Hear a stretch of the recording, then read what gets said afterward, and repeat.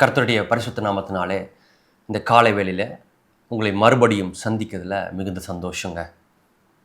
கர்த்தருக்கு ஒரு காரியம் ரொம்ப பிடிக்கும்.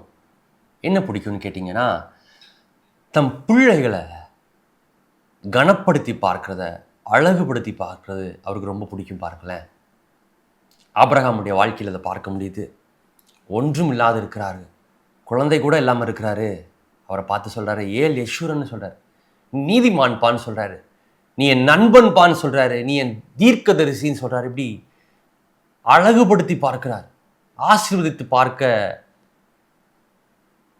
ஆசைப்படுகிற தகப்பனாக இருக்கிறாருங்க. ஆபிரகாமுடைய வாழ்க்கையில் இப்படி மிக முக்கியமான ஒரு வாக்குத்தத்தத்தை கொடுக்குறாரு. ஆதியாகமத்தின் புஸ்தகம் 12ஆம் அதிகாரம் 2ஆம் வசனத்தில், நான் உன்னை பெரிய ஜாதியாக்கி உன்னை ஆசீர்வதித்து உன் பேரை பெருமைப்படுத்துவேன், நீ ஆசீர்வாதமாக இருப்பாய். நீங்கள் இப்படி யோசித்து பாருங்களேன், நம்ம அப்பா அம்மா நமக்கு வயசில் மூத்தவங்க நம்ம எப்படி சொல்லி ஆசீர்வதிப்பாங்க? இல்லை கல்யாண டைமில் அதை பார்க்க முடியும், இல்லை பிறந்தநாளுக்கு ஆசீர்வாதம் வாங்குறப்போ, ஜெபம் பண்ண போகிறப்போ சிலுவை போட்டு சொல்லுவாங்க, நல்லா இருப்ப தம்பி, ஆண்டவர் ஒன்று ஆசீர்வாதமாக வச்சுப்பாரு அப்படின்னு சொல்லுவாங்க. ஆனால் பரம தகப்பனாக இருக்கிற கர்த்தர் இப்படி ஒரு வார்த்தையை சொல்கிறாரு, நீ ஆசீர்வாதமாக இருப்ப அப்படின்னு சொல்கிறதுக்கு முன்பதாகவே அவர் என்ன சொல்கிறாருன்னா, நான் உன்னை பெரிய ஜாதி ஆக்குவேன். ஒரே ஒரு ஆளாக நிற்கிறாரு, தனி நபராக இருக்கிறார். அவரை பார்த்து சொல்கிறாரு, நான் உன்னை பெரிய ஜாதி ஆக்குவேன், உன்னை ஆசீர்வதித்து உன் பேரை பெருமைப்படுத்துவேன். உன்னை ஆசீர்வதிக்கிறதோட மட்டும் நான் நிப்பாட்ட மாட்டேன் தம்பி, உன்னை ரொம்ப பெருமைப்படுத்துவேன், உன்னை ஃபேமஸாக மாற்றுவேன், உன் பேர் எல்லா ஜனத்திற்கும் தெரிந்திருக்கிறது போல நான் மாற்றுவேன், விசுவாசத்தின் தகப்பன் என்று ஒன்றை கூப்பிடப்படத்தக்கதாக மாற்றுவேன். உனக்குள்ளாக தான் பூமியின் வம்சங்கள் ஆசீர்வதிக்கப்படும், உனக்குள்ள இருந்து தான் பூமியின் ராஜாக்கள் புறப்பட்டு வருவாங்க, உன் வித்துல இருந்து தான், உன் சந்ததியில தான் தேவனுடைய குமாரனை பிறப்பார். பெரிய ஜாதியா மாற்றுவேன், உன்னை அரசாளுகிற ஆளா மாற்றுவேன். அதோட நிப்பாட்டாம உன் பேரை பெருமைப்படுத்துவேன். ஒருவேளை நிந்தனைகளுக்குள்ளாக, வருத்தத்திற்குள்ளாக, துக்கத்திற்குள்ளாக இந்த சீசன்ல, இந்த காலகட்டத்தில் நீங்க கடந்து போயிட்டு இருந்தீங்கன்னா, ஆண்டவருடைய வார்த்தை உங்களை நோக்கி வருகிறது பாருங்க. அவர் உங்களுடைய என்னுடைய பேரை பெருமைப்படுத்துகிற தேவனா இருக்கிறார். எங்கே நிந்திக்கப்பட்டமோ, எங்கே அவமானப்படுத்தப்பட்டமோ, பழைய ஏற்பாட்டில் வசனம் எப்படி சொல்லுது, நிந்தனைகளுக்கு பதிலாக இரட்டத்தனையாக பலன் வரும். ஆனால் புதிய ஏற்பாட்டில் இயேசுவுக்கு பின்பதாக நம்ம பார்க்கறது எல்லாம் இரட்டத்தனையான பலன் மட்டுமல்ல, பல மடங்கான பலன் ஆயிருக்குது. நீங்க எங்க நிந்தனைப்படுத்தப்பட்டீங்களோ, இந்த மூளைக்கல்லை யோசித்து பாருங்களேன். ஆகாது என்று தள்ளின கல்ல ஆண்டவர் தலைக்கல்லாய் மாற்றுகிறார்னு போட்டிருக்கு. மூளைக்கல்லா இருக்கிறது ஒரு விஷயங்க, கரெக்டு தான். அது ஒரு ஃபவுண்டேஷனில் இருக்கும், அது யாருடைய கண்களுக்கும் தெரியாது, அடித்தளத்தில் போடப்படும். ஆகாதுன்ற ஒரு தள்ளின கல்லை எடுத்து கொண்டு வந்து அதை கார்னர் ஸ்டோனாக மாற்றலாம், மூளைக்கல்லாக மாற்றலாம். அடியில் அதோடைய அடித்தளம் போடுறப்ப, ஃபவுண்டேஷன் போடுறப்ப அதுக்குள்ளே ஒரு கல்லாக போட்டு, முதல் கல்லாக போட்டு, சரி வெளியே இருந்தால் யாரும் உன்னை பார்க்க மாட்டாங்க, யாரும் உன்னை நேசிக்க மாட்டாங்க, யாரும் இல்லாத இடத்துல வச்சு உன்னை நான் பார்த்துக்கிறேன், உன்னை ஆசீர்வதிச்சுக்கிறேன், உன்னை நல்லா பார்த்துக்கிறேன், உன்னை உயர்த்துறேன், ஆனால் உன் பேரெல்லாம் வெளியே தெரியாதுப்பா அப்படின்ற மாதிரி செய்கிறத ஏற்றுக்க முடியும். ஆனால் இங்கே ஆண்டவர் சொல்கிறாரு, ஆகாதென்று தள்ளப்பட்ட கல்லை மூளைக்கல்லாய் மட்டுமல்ல, அவர் தலைக்கல்லாகவும் மாற்ற வல்லமை உள்ளவராக இருக்கிறாராம். தலைக்கல்லாம் என்னங்க? ஒருவேளை நம்ம ஊரில் இந்த கோபுர கலசம்னு சொல்லி கேள்விப்பட்டிருக்கலாம். மற்ற மதத்தினுடைய கோயிலெல்லாம் பார்த்தீங்க அப்படின்னா, அவங்களுடைய கூம்பில் வந்து அந்த கோபுரத்தோட உச்சியில் ஒரு கலசம்னு வச்சுருப்பாங்க. அந்த மாதிரியான ஒரு கல்லா, தலைக்கல்லாய், கோபுரத்தின் உச்சியில் வைக்கிற கல்லாய், ஆகாது என்று தள்ளின கல்லை. இதுக்கு சரியான ஷேப் இல்லை, இது பார்க்குறதுக்கு ரசிக்கப்படத்தக்க எந்த ரூபமும் இல்லை, ரொம்ப கொடூரமாக இருக்குது, அவலட்சணமாக இருக்குது, அசிங்கமாக இருக்குது, இதோடைய கலர் நல்லா இல்லை, ஒரே டெஃபினிஷனில் இல்லை, ஒரு வடிவா இல்லை இது அப்படின்னு யோசிக்கப்படுகிற கல்களை கொண்டு போய் அவர் தலைக்கல்லாய் மாற்றி உட்கார வைக்கிறாராம். எண்ணற்ற எடுத்துக்காட்டுகளை வேதம் முழுவதும் பார்க்க முடியும் பாருங்க. இங்க ஆபிரகாமுக்கும் அப்படி ஒரு வார்த்தையை தான் கொடுக்குறாரு. கல்தேரா இருக்கிற வனாந்தரத்துல சுற்றி தெரிஞ்சுக்கிட்டு இருக்கிற, யாரும் இல்லாதவனா இருக்கிற, ஒருவனா இருக்கிற உன்னை பார்த்து தான் நான் சொல்றேன், உன்னை பெரிய ஜாதியாக்குவேன், உன் பெயரை பெருமைப்படுத்துவேன். நான் ஆசீர்வதிக்கிறது எப்படி தெரியும்? உன் பேரை நான் பெருமைப்படுத்துகிறதுனால தெரியும். இப்படி ஒரு வார்த்தை லூக்கா எழுதின சுவிசேஷத்தில் போட்டிருக்குது பாருங்க. யோவான் ஸ்நானகன் ஒருத்தர் வந்து பிறக்கிறாரு, அவருடைய பிறப்பை குறித்து இப்படியாக எழுதி வைக்கப்பட்டிருக்கிறது. அவங்க அப்பா சகரியா என்னும் தேவனுடைய ஆசாரியனா இருக்கிறாரு. அவங்க அம்மா எலிசபெத்தா இருக்கிறாங்க. அவங்களுக்கு நடைபெறக்கூடிய காரியங்கள் எல்லாம் அவங்களுக்கு தெரிந்ததாக இருக்கிறது. சுருக்கமாக நான் விதமாக விவரித்து சொல்லுகிறேன். ரொம்ப வயது சென்றவங்களா இருக்கிறாங்க. அவங்களுக்கு குழந்தை பெறாமல் இருக்குது. குழந்தைக்காக அவங்க ஆசைப்பட்டுட்டு இருக்கிறாங்க. ஆண்டவரத்தில் ஒருவேளை ஜெபித்திருக்க கூடும். அதற்கு நடுவில் வார்த்தை எப்படி சொல்லுது? லூக்கா எழுதின சுவிசேஷம் 1ஆம் அதிகாரம் 8ஆம் வசனம். அப்படி இருக்க, எப்படி இருக்க, வயது சென்றவனா இருக்கிறேன், குழந்தை இன்னும் பிறக்கல, எனக்கான ஆசீர்வாதத்தை நான் இன்னும் பார்க்கல. அப்படி இருக்க அவன் தன் ஆசாரிய வகுப்பின் முறைமையின்படி தேவ சந்நிதியிலே ஆசாரிய ஊழியம் செய்து வருகிற காலத்தில், இந்த சகரியாவுக்கும் எலிசபெத்துக்கும் வயது சென்றவர்களாயிருந்தும் எப்பொழுதுங்க அற்புதம் வந்துச்சு? அவங்க தொடர்ச்சியாக ஆசாரிய ஊழிய முறைமையின்படி ஆசாரிய ஊழியம் செய்து வருகிற காலத்தில். அதுக்கு அடுத்த வசனம் இப்படி சொல்லுது பாருங்க. அவன் தேவாலயத்துக்குள் பிரவேசித்து தூபம் காட்டுகிறதற்கு சீட்டை பெற்றான். அப்படின்னா என்ன அர்த்தம்? அந்த காலகட்டத்தில் யார் பேர்ல சீட்டு விழுகுதோ அவங்க தான் ஊழியம் செய்கிறதற்கு, தூபம் காட்டுகிறதுக்கு போக முடியும். கண்டிப்பாக சகரியா அந்த இடத்துல இருந்தாக வேண்டும் என்கிற கட்டாயம் இல்லை. எண்ணற்ற ஊழியக்காரர்கள் இருந்திருக்கிறாங்க, ஆசாரியர்கள் இருந்திருக்கிறாங்க தூபம் காட்டுகிறதற்கு, அவங்களுடைய ஆசாரிய முறைமையின்படி செய்கிறதற்கு. மொத்த லேவி கோத்திரமும் இருக்குது அந்த ஊழியத்தை செய்யறதுக்கு. இல்லை அந்த ஆசாரிய வகுப்புக்குள்ளாக யாரெல்லாம் வகையறை செய்யப்பட்டிருக்கிறாங்களோ அவங்க இருக்கிறாங்க அந்த ஊழியத்தை செய்கிறதுக்கு, நிறைவேற்றுகிறதுக்கு. ஒருவேளை நம்மளை போல இப்படி காரணம் சொல்லியிருக்கலாம் பாருங்க, எனக்கு கொஞ்சம் வயது மூப்பா இருக்குது, என்னால் வர முடியாது, நான் ஆன்லைனில் பார்த்துக்கிறேன் சர்வீஸை, என்னால் வாரம் அங்கே வர முடியாது, நான் வந்து ஒரு வாரம் வரேன், ஒரு வாரம் வரல, இல்லை மாதத்துக்கு ஒரு தடவை வர்றேன் அப்படின்னு சொல்லியிருக்கக்கூடிய காரணங்கள் இருக்குது. நான் சகரியா சொல்கிறார், எனக்கு அற்புதங்கள் கிடைக்காத சூழ்நிலையிலும் ஆசாரிய முறைமையின் வழக்கத்தின்படியே தூபம் காட்டுகிறதற்கு எனக்கு சீட்டு விழுந்தாலும் விழுகலைனாலும் நான் அங்கே அவைலபிளாக இருப்பேன், நான் அங்கே இருப்பேன். ஆண்டவர் எங்க இருக்காரோ அங்க நான் இருப்பேன், தேவன் எங்க இருக்காரோ அங்க இருப்பேன். ஒருவேளை என்னுடைய கண்களுக்கு, என்னுடைய புத்திக்கு தேவனை என்னை நேசிக்காதது போல தோன்றுறது, என் புத்திக்கு அவ்வளவுதான் எட்டுது, என் சிந்தனைக்கு, என்னுடைய கற்பனைக்கு அவ்வளவுதான் எட்டுது, எனக்கு ஒரு விஷயம் கிடைக்கலன்னு ஆண்டவர் என்னை நேசிக்கலையோ, ஆண்டவர் என்ன விரும்பலையோ, ஆண்டவர் என்ன வெறுத்துட்டாரோன்னு யோசிக்க தோணுது. ஆனால் அதற்கு மாற்றாக தேவனை நேசிக்கிறார்ன்றது தான் உண்மையா இருக்குது, நிஜமா இருக்குது, சத்தியமா இருக்கிறது. அதை நம்பி, தேவனுடைய சத்தியத்தை நம்பி, தேவனை நேசிக்கிறார் என்பதை நம்பி அவருடைய சமூகத்துல என் முறைமையின்படி சீட்டு விழுகிறதற்கு முன்பதாகவே நான் போய் அங்க இருக்க போறேன். சகரியா அங்க அவைலபிளா இருக்கிற பொழுது அவன் பேர்ல சீட்டு விழுகுது. சீட்டு எடுத்துட்டு அப்புறம் வழக்கமா தூப கலசத்தை எடுத்துட்டு அவர் முன்பதாக போகிறாரு, உள்ள தேவாலயத்துக்குள்ள போகிறாரு, தூபம் காட்டுகிறார். அந்த வார்த்தைகளை படிச்சுட்டு வர்றப்போ எனக்கு இப்படி ஆச்சரியமா இருந்துச்சு பாருங்களேன். தேவ ஆலயத்துக்குள்ள இருக்கிறாரு, தேவனுக்கு தூப கலசத்தை எடுத்துட்டு போறார், தேவனுக்கு தூப ஆராதனை செய்கிறார், தேவனை தான் ஆராதித்துக் கொண்டிருக்கிறார். அங்க இப்படி ஒரு வார்த்தை சொல்லுது, லூக்கா எழுதின சுவிசேஷம் 1ஆம் அதிகாரம் 13ஆம் வசனம். ஒரு தூதன், கபிரியேல் என்னும் தூதன் அங்கே தேவ சமூகத்திலே பிரசன்னமாகறான். அதை பார்த்தோன்னா சகரியாவுக்கு பயம் வருதான். நான் இப்படி யோசித்து பார்த்தேன், தேவ சமூகத்துல வேற என்ன எதிர்பார்க்க முடியும்? தேவனுடைய ஊழியக்காரனா இருக்கிற ஏஞ்சலை தானே எதிர்பார்க்க முடியும். நான் ஆபிரகாமை யோசித்து பார்க்கிறேன். ஆபிரகாம் ஒரு கல்தேயரா இருந்திருக்கிறார் அதுக்கு முன்பதாக வரைக்கும், எபிரேயனாய் மாறுறதுக்கு முன்பதாக, அவரை கொண்டு ஆண்டவர் ஒரு பெரிய ஜாதியை உருவாக்குறதுக்கு முன்பதாக. ஆனா ஆண்டவர் அடிக்கடி வந்து அவர்கிட்ட பேசிட்டு போகிறாரு, ஒரு மனிதனை போல வந்து உரையாடிட்டு போறாரு. லோத்துவ குறித்தான காரியங்கள்ல அவர் சொல்றாரு, நான் இன்னும் ஒரு தடவை துணிகிறேன் உங்ககிட்ட பேசுறதுக்கு. 50 பேர் இருந்தா அழிக்க மாட்டீங்களா, 20 பேர் இருந்தா அழிக்க மாட்டீங்களா, 30 பேர் இருந்தா அழிக்க மாட்டீங்களான்னு ஒரு உரையாடுதல ஒரு ஆர்குமெண்ட்டே வைக்கிறாரு. எப்படி 2 வக்கீல்கள் பேசிக்கிட்டு போவாங்களோ அந்த மாதிரி 2 வழக்கறிஞர்கள் பேசிக்கிறது போல ஆபிரகாம் தேவனோடு, சர்வ வல்லமையோட தேவனோடு பேசி கொண்டிருக்கிறார். ஆனா இங்க ஆசாரிய முறைமையின்படி, அப்படின்னா வழக்கமா அவர் செய்யறதுதான், எப்பொழுதும் ஆசாரிய முறைமையின்படி தேவ சமூகத்துல தேவ ஆலயத்திற்குள்ளாக அவர் போகிறவர் தான். ஆனா இந்த முறை வழக்கத்திற்கு மாறாக ஒன்று நடக்கிறது, அல்ல அவர் எதிர்பார்ப்புக்கு மாறாக ஒன்று நடக்குது. அது அவருக்கு பயத்தை கொடுக்கிறதா இருக்குது.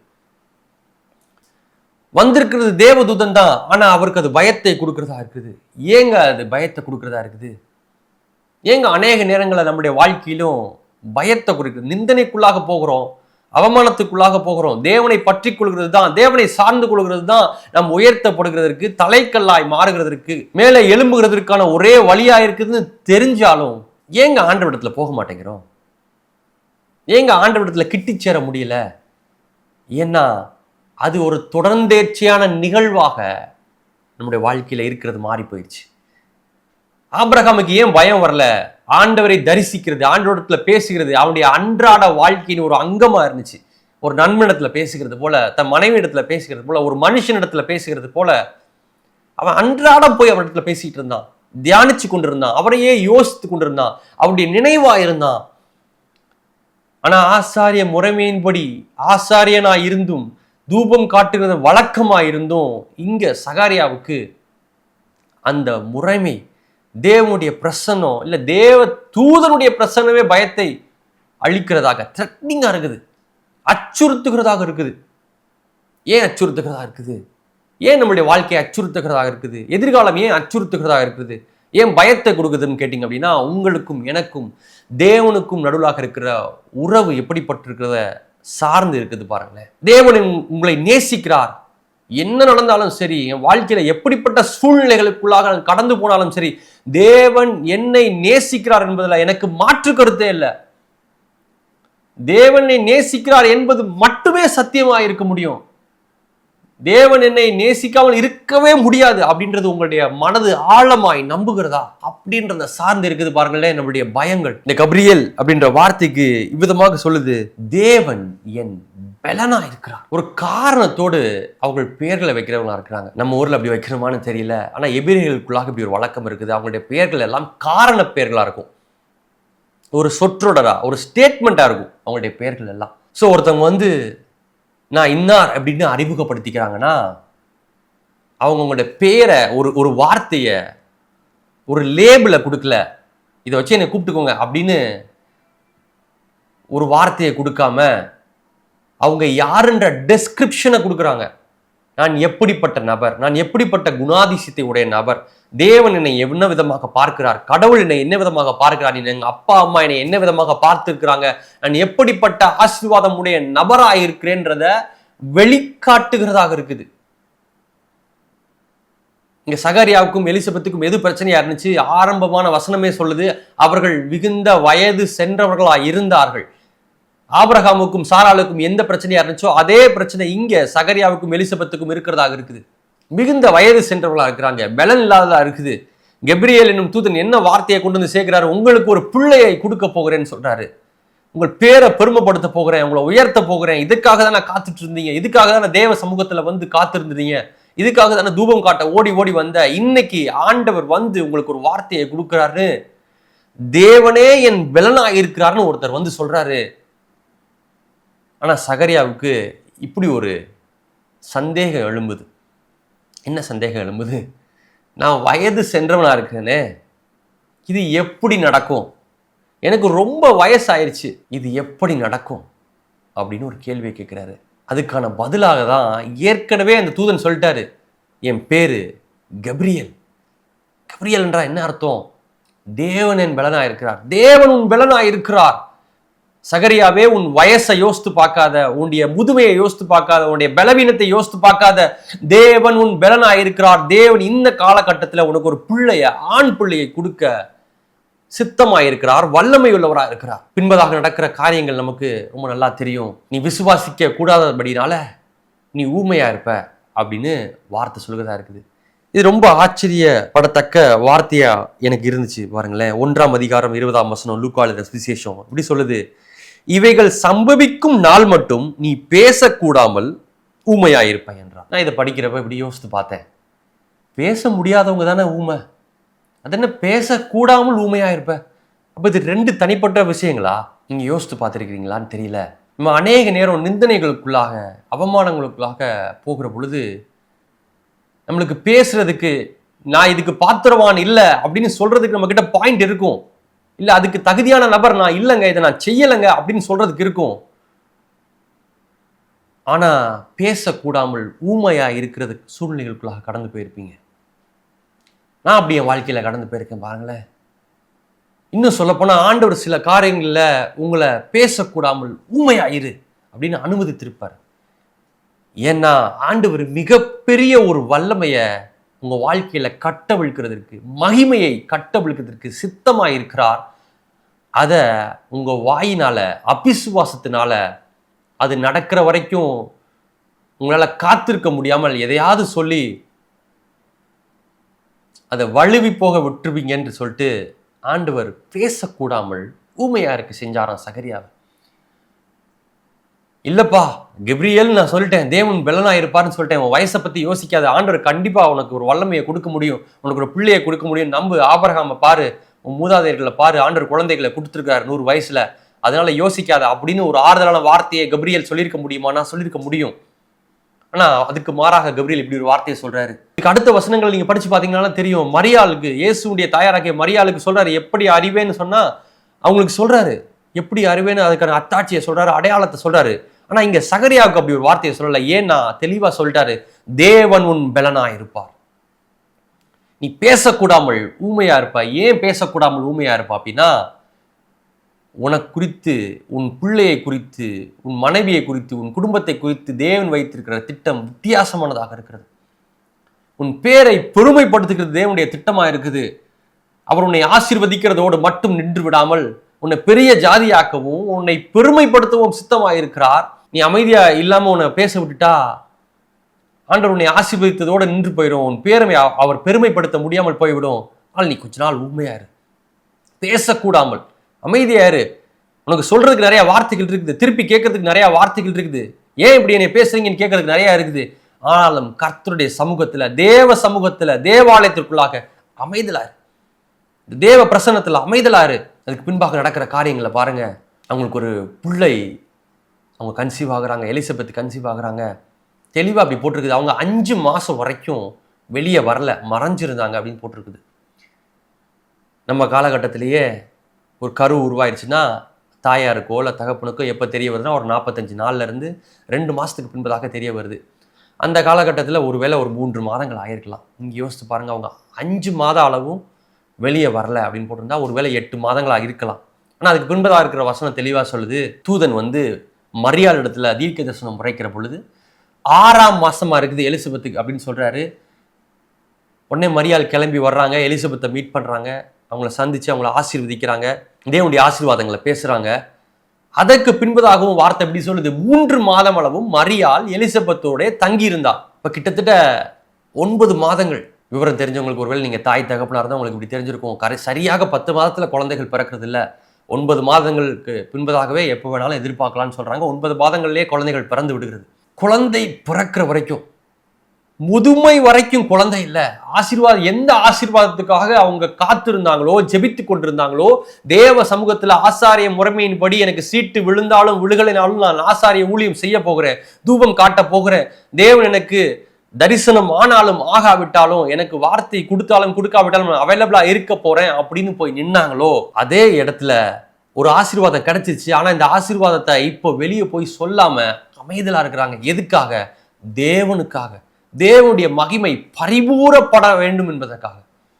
தேவன் நம் வாழ்க்கையில ஒரு மகிமையை செய்ய காத்திருக்கிறார், ஆயத்தம் பண்ணியிருக்கிறார். அதை பரிபூரப்படுத்தப்பட வேண்டும் என்பதற்காக அமைதலா இருக்கிறாங்களாம். கிட்டத்தட்ட குழந்தை பிறக்கிற வரைக்கும் அமைதலா இருக்கிறாங்க. குழந்தை பிறந்துருச்சு. குழந்தை பிறந்ததுக்கு அப்புறம் இப்படி ஒரு வசனம் போடப்பட்டிருக்குது. நீங்க படிச்சிருப்பீங்க, அதை கடந்து போயிருப்பீங்க. நான் படிச்சப்போ ரொம்ப ஆச்சரியப்படத்தக்க விதமா இருந்துச்சு.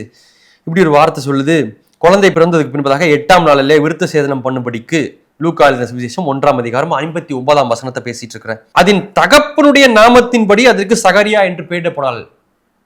புதுசா பேர் வைக்கலையா, குழந்தைக்கு பேர் வைக்கலையா, சர்நேம் வைக்க போனாங்களாம். குழந்தைக்கு ஒரு பேர் வைக்கணும் தான், தகப்பனுடைய நாமத்தின்படி சர்நேமா சேர்க்கணும், அப்பாவுடைய பேர் அப்படின்னு சேர்க்கணும் இல்லையா பர்த் சர்டிபிகேட்ல.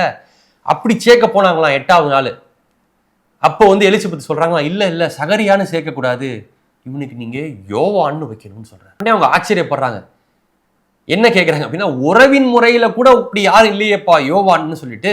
அப்படின்னா என்ன கேட்குறாங்கன்னா, ஒருவேளை நீ வந்து வேற ஏதாவது சொல்ல வரியா, சகரியாவுடைய குழந்தை இல்லை வேற யாரோ யோவான் ஒருத்தனுடைய குழந்தைன்னு சொல்ல வரியா? தகப்பனுடைய முறைமையின் படி அந்த ஃபேமிலி நேம் தானே வைக்கணும், குடும்ப பெயரை தானே வைக்கணும், வேற பேரை வைக்க சொல்றியே அப்படின்னு கேட்கிறப்போ இல்லைன்னு சொல்றாங்க. உடனே சகரியாவும் அந்த பேரை வந்து எழுதி காமிக்கிறார். ஊமையா இருக்கிறப்போ எழுதி காண்பதுக்கு ஆச்சரியப்பட்டு போறாங்க. அந்த பேரை வைக்கிறவர்களா இருக்கிறாங்க. இதுல முக்கியமாக நீங்கள் நானும் பார்க்க வேண்டிய காரியம் என்னன்னு அப்படின்னா, எந்த மகிமை நிறைவேறும்படிக்கு நீ பேசக்கூடாமல் ஊமையா இருப்பேன்னு ஆண்டவர் மூலமாக, தேவனுடைய தூதன் மூலமாக ஒரு வார்த்தை சகரியாவுக்கு புறப்பட்டு வந்துச்சோ, அது நிறைவேறதுன்னா என்ன நிறைவேறணும்? தீர்க்க தரிசனங்கள் எல்லாம் இப்படி சொல்லியிருக்காரு தூதன். அவன் பெரியவனா இருப்பான், தேவனுக்கு வழியை ஆயத்தம் பண்ணுவான் அப்படின்னு முழு தீர்க்க தரிசனம் நிறைவேற வரைக்கும் அவன் அமைதியா இருந்திருக்கணும், ஊமையா இருந்திருக்கணும், பேசக்கூடாம இருந்திருக்கணும். ஆனா அவன் விசுவாசிக்க தொடங்கின உடனே, அதற்கு பேரை பெருமைப்படுத்துறதுக்கு வழி வகை செய்வதற்கு அவன் தொடங்கின உடனேயே அவைகள் நிறைவேற துவங்குறா இருந்துச்சு. அவனுடைய வாய் கட்டவிழ்க்கப்பட்டு அவன் பேசுகிறவனா இருந்தான் சகரியா. அதுக்கு பின்பாக நடக்கிறத பாருங்க. அந்த மலை தேசம் முழுவதும் யோவான் என்று பெயரிடப்பட்டது பேசு பொருளாய் மாறிடுச்சு. எந்த மாதிரி பேசு பொருளா மாறிடுச்சுன்னா, இவன் மிகப்பெரிய ஊழியக்காரனா மாறிடுவான், தேவனுக்கென்று பராக்கிரமத்தை செய்வான், தீர்க்க தரிசனங்கள் நிச்சயமாய் நிறைவேறியே தீரும். ஏனென்றால் தேவன் யோவான் என்று ஒரு பெயரை வைத்திருக்கிறார். அந்த யோவான் அப்படின்றதுக்கு என்ன பெயர் அர்த்தம் தெரியுமா? God is gracious. நான் ஏற்கனவே சொன்னது போல அவர்கள் காரண பெயர்களை வைக்கிறவர்களாக இருக்கிறாங்க எபிரேயர்கள். சகரியா என்கிற பெயருக்கு God has remembered அப்படின்ற அர்த்தமா இருக்குது. அப்படின்னா என்ன அர்த்தம்? நான் கஷ்டப்பட்டேன், முதுமையில இருந்தேன், ரொம்ப நாள் பிள்ளை இல்லாத இருந்தேன், தேவனை நினைவு கூர்ந்தார், எனக்கு ஒரு பிள்ளையை கொடுத்தாருன்னு யோசிச்சுட்டு இருக்கிறப்போ ஆண்டவர் இப்படி ஒரு பதிலை கொடுக்கிறாரு. இல்லப்பா, உன் கஷ்டத்து நிமித்தம், உன் நிந்தை நிமித்தம், உன் அவமானத்து நிமித்தம் நான் உன்னை உயர்த்தவில்லை, உன் பேரை பருமப்படுத்தல, உன்னை ஆசீர்வதிக்கல. நான் தயவுள்ளவனாக, கிருபையுள்ளவனாக, இரக்கமுள்ளவனாக இருக்கிறேன். அப்படிப்பட்ட தகப்பனா இருக்கிறதுனால உன்னை ஆசீர்வதித்து, உன்னை பெரியவனாக்கி, உன்னை பெருக பண்ணி, பெரிய ஜாதியாக்கி, உன் பேரை பெருமைப்படுத்துவேன். அப்படியாக நிந்தனைக்குள்ளாக, அவமானத்திற்குள்ளாக, இகழ்ச்சிக்குள்ளாக போகிற நம்மளையும் ஆண்டவர் உயர்த்த வல்லமையுள்ளவராக இருக்கிறார். கண்களை மூடி அப்படியே ஜெபிக்கலாமா? உடைய பரிசுத்த நாமத்துக்கு நன்றி செலுத்துகிறோம் தகப்பனே. சகரியாவுடைய வாழ்க்கையில, யோவான் ஸ்நானகருடைய வாழ்க்கையில, ஆபிரகாமுடைய வாழ்க்கையில எப்படி உண்மையுள்ளவராய் இருந்தீரோ அதே போல எங்களுடைய வாழ்க்கையிலும் நீர் உண்மையுள்ளவராய் இருக்க வல்லமையுள்ளவராய் இருக்கிறீர். சகரியா இப்படி ஒரு ஜெபத்தை ஏறெடுக்கிறார். யோவான் ஸ்நானகன் பிறந்ததுக்கு முன்பதாக லூக்கா எழுதின சுவிசேஷம் 1:72 அவர் நம்முடைய பிதாவாகிய ஆபிரகாமுக்கு இட்ட ஆணையை நிறைவேற்றுவதற்கும், எங்கள் பெயரை பெருமைப்படுத்துவேன் என்று நீர் இட்ட ஆணையை நிறைவேற்றுவீர் என்பதை நாங்கள் விசுவாசிக்கிறோம், நம்புகிறோம். எங்களை உயர்த்துவீர் என்பதை நாங்கள் நம்புகிறோம்.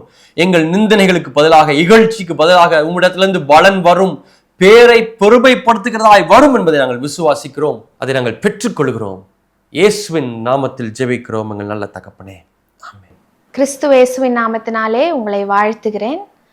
பாஸ்டருடைய மெசேஜ் ஆசீர்வாதமாக இருந்திருக்குங்கிறதை நான் விசுவாசிக்கிறேன். உங்களுடைய ஆராதனையில நீங்கள் பங்கு கொள்ள விரும்பினால் பெருங்குடியில் இருக்கிற பாரத் தாஸ் மெட்ரிகுலேஷன் ஸ்கூலில் ஞாயிறு தோறும் மாலை 6 மணிக்கு எங்களுடைய ஆராதனை நடைபெறுகிறது. கலந்து கொள்ளுங்க. நீங்கள் சென்னையில் இல்லை, வெளியூரில் இருக்கிறீங்கிற பட்சத்தில் எங்களோட ஆராதனையில் பங்கு கொள்ள விரும்பினால் சனிக்கிழமை தோறும் காலை 5:30 மணி முதல் 6:30 மணி வரை ஆன்லைன் ஆராதனை நாங்கள் நடத்துகிறோம். அதில் நீங்கள் பங்கு பெறலாம். அதற்கான டீட்டெயில்ஸ்க்கு திரையிலே தெரிகிற தொலைபேசி எண்ணுக்கு நீங்கள் அழைத்து டீட்டெயில்ஸ், லிங்கையும் பாஸ்வேர்டையும் எங்ககிட்ட இருந்து பெற்றுக்கொள்ளுங்க. ஜாயின் பண்ணுங்க, உங்களுக்கு ஆசீர்வாதமாக இருக்கும். எங்களுடைய ஊழியத்தை தாங்க விரும்பினால் அதே தொலைபேசி எண்ணுக்கு தொடர்பு கொண்டு அதுக்கான டீட்டெயில்ஸை பெற்றுக்கொள்ளலாம். God bless you. House of Glory Church, மகிமையின் வீடு, திருச்சபை. எங்களுடைய திருச்சபையின் ஆராதனை நேரம் ஞாயிறு மாலை 6 மணி முதல் 8 மணி வரை. எங்களுடைய விலாசம் Bharat Das matriculation higher secondary school, Perungudi, OMR road, near world trade centre, 600096. உங்கள் ஜெப உதவிக்கு எங்களுடைய இமெயில் விலாசம் christcapterministries@gmail.com. மொபைல் எண்கள் 8056575849 மற்றும் 8124625313.